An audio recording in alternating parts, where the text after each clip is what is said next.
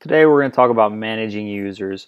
There are three things we might want to do with user accounts. One is add users, another is delete users, and we also might want to modify users. So by default, the simplest case, you can do user add and the username you want to add. I'll go ahead and add one. Oh wait, you got to be root. Don't forget to be root. User add, and then the user you want to add. All right, so I just added that user. If we look in home, it created a home directory for that user and made me the owner and set the permissions, or made the user count the owner and set the permissions. So what actually happens is an entry gets set in the gets created in the etc password file. That's where your lizards users live. All right, so down here at the bottom, you see I have a new user account. The second field is where the password used to be stored back in the olden days. I'll tell you where the password goes now a little later on. Here we have the user ID, the group ID, primary group ID. This field here is blank, is a spot for a comment we didn't put. And here's the home directory, and here's the shell. So that was the simplest case. You can also do user add and specify more stuff. So we'll do that. But first I want to look at the man page. So I'm going to want to put a comment. So -C, I can put a comment. I'm going to leave the home directory alone. So I'm not going to change the -D. If you wanted to specify a different home directory, you could specify that. We're going to skip these expiration dates and group GIDs and stuff for now. And we'll talk about groups again in a minute. Create home directory, that's the default option. See. Shell, I can do -S to specify the shell, and -U for UID. So that's what I want to do. I want to create a user add -U. I'm going to specify the UID this time. Why might you want to specify the user ID? Well, back where I used to work in the olden days, we set the employee number to the user ID. So, if your employee number is 200, you could set the user ID. Well, not 200 is not a good example because that's less than 500. You might be able to still use 200 if it's not used. So we'll say, let's set the user ID to -2, 222. We'll set the UID to that.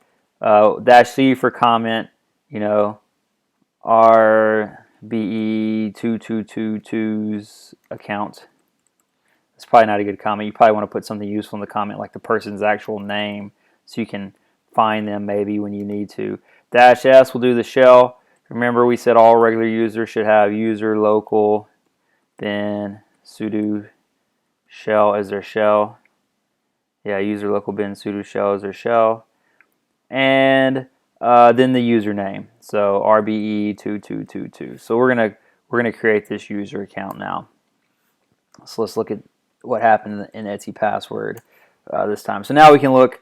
We specified the user ID. It also took that as a group ID. We put a comment in the comment field, and then we put the sudo shell. So that's a way you can specify some of the parameters to change that. So what happens if I wanted to change something on this RBE1111 account? Well, you can do user mod to change something. So say I'm going to add a comment to that. So I'll do user mod -C rich LL test account. And then specify the user ID you want to change.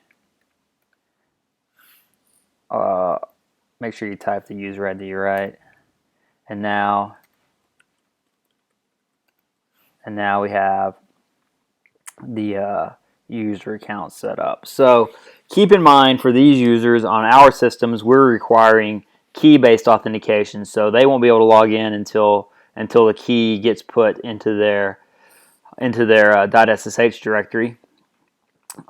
If password authentications was allowed, or we're allowing SCP with passwords, or whatever other kind of authentication we might need to be doing, we'll have to set the password for the users, and you do that with the passwd command and then the username. So it'll ask you the password.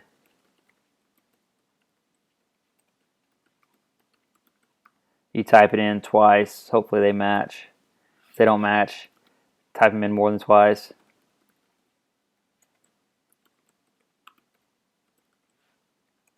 Be very, very, very careful with the passwd command, because if you type this, and then don't specify a username and hit enter, you're going to be actually changing your root's password, which I have seen this happen in the real world. Somebody thought they were changing a user's password, changed the root password, and everybody's like, hey, how come I can't log in? You know, because obviously we're using SU back in the day instead of using sudo. It's like, hey, I don't know, why can't you log in? And finally we figured out, oh yeah, somebody set the password back to the default password we use sometimes. So that's user add, user mod, and then finally when you want to get rid of a user account, user delete. We'll remove the account. I'm not sure if that also gets rid of the home directory by default or not. That did not get rid of the home directory. This is interesting though. Once the user account is gone, if you do ls-l, it shows the UID that owned the files and not the user, because the user doesn't really exist anymore. So if you want to, once you delete the user, if you forget to delete the home directory, then as root you can just delete the home directory. So now it should be gone. ls-l/home. So now it's gone. You can specify a let's see, a -r option will remove the home directory and other files associated with the user. So I can use user del -r/home, not /home, /RBE1111. So that should have gotten rid of the home directory for that user. Yeah, so -r got rid of the home directory for the user. Why is it not a good idea to get rid of the home directory? Well, sometimes people do things out of their home directory that maybe they shouldn't be doing. I know at least one time we broke a production process by deleting a user's home directory. So our process was we would lock the user account for like 60 or 90 days or something, and then after nobody complained for 60 or 90 days, we would go back and delete the user account and as well as the home directory. So one time we went and deleted one of those user accounts and the home directory, and we broke a production process. So what had happened was somebody had the production process accessing files in the user's home directory. Well, we locked the user account, but the file still existed in the home directory, so we didn't break anything. So after that, we changed our process to remove permissions from the home directory, so nobody could access the home directory anymore. So that way, we'd be able to identify those things before we broke them. So that is adding, modifying, and removing users.